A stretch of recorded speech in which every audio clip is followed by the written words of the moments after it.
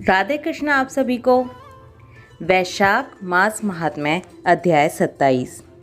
श्रुतदेव जी कहते हैं, जो मनुष्य अक्षय तृतीया को सूर्य उदय काल में प्रातः स्नान करते हैं और भगवान विष्णु की पूजा करके कथा सुनते हैं, वे मोक्ष के भागी होते हैं। जो उस दिन श्री मधुसूदन की प्रसन्नता के लिए दान करते हैं, उनका वह पुण्य कर्म भगवान की आज्ञा से अक्षय फल देता है।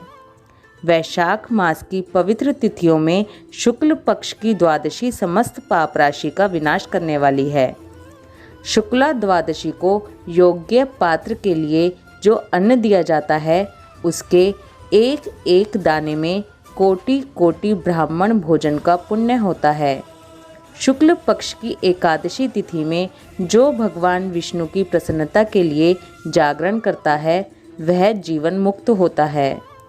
जो वैशाख की द्वादशी तिथि को तुलसी के कोमल दलों से भगवान विष्णु की पूजा करता है, वह समूचे कुल का उद्धार करके वैकुंठ लोक का अधिपति होता है।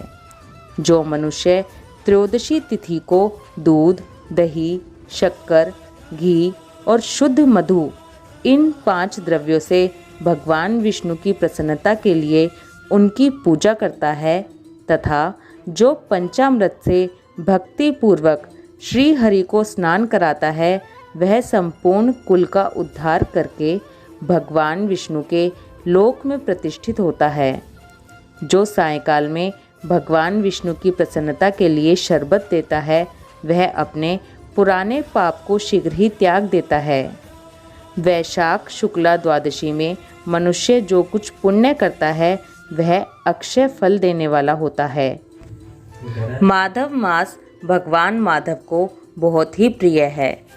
माधव मास को पाकर जो विधि पूर्वक स्नान, दान तथा जप आदि का अनुष्ठान करते हैं, वे ही मनुष्य धन्य एवं कृतकृत्य हैं।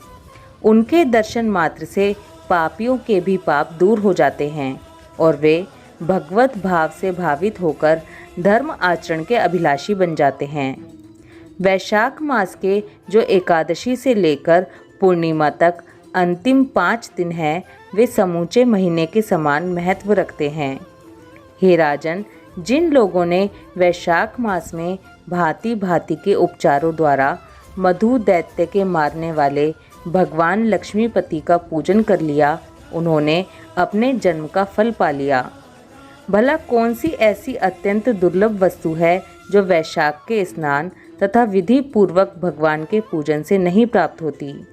जिन्होंने दान, होम, जप, तीर्थ में प्राण त्याग तथा संपूर्ण पापों का नाश करने वाले भगवान श्री नारायण का ध्यान नहीं किया, उन मनुष्यों का जन्म इस संसार में व्यर्थ ही समझना चाहिए।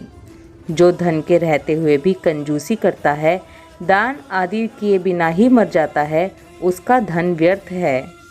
हे राजन, उत्तम कुल में जन्म, अच्छी मृत्यु, श्रेष्ठ भोग, सुख, सदा दान करने में अधिक प्रसन्नता, उदारता तथा उत्तम धैर्य, ये सब कुछ भगवान श्री विष्णु की कृपा से ही प्राप्त होते हैं। महात्मा नारायण के अनुग्रह से ही मनोवांछित सिद्धियां मिलती हैं।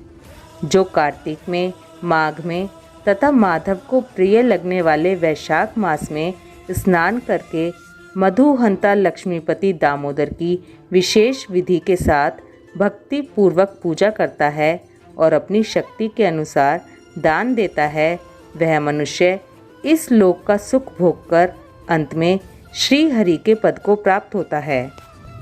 हे राजन, जैसे सूर्य उदय होने पर अंधकार नष्ट हो जाता है, उसी प्रकार वैशाख मास में प्रातः स्नान करने से अनेक जन्मों की उपार्जित पाप राशि नष्ट हो जाती है। भगवान श्री विष्णु ने माधव मास की महिमा का विशेष प्रचार किया है। अतः इस महीने के आने पर मनुष्य को पवित्र करने वाले पुण्य जल से परिपूर्ण गंगा तीर्थ, नर्मदा तीर्थ, यमुना तीर्थ या सरस्वती तीर्थ में सूर्य उदय के पहले स्नान करके भगवान मुकुंद की पूजा करनी चाहिए। इससे तपस्या फल भोगने के पश्चात अक्षय स्वर्ग की प्राप्ति होती है। भगवान श्री नारायण अनामय रोग व्याधि से रहित हैं। उन गोविंद देव की आराधना करके भगवान का पद प्राप्त किया जा सकता है।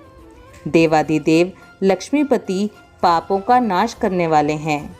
उन्हें नमस्कार करके वैशाख मास के नियमों का पालन करना चाहिए।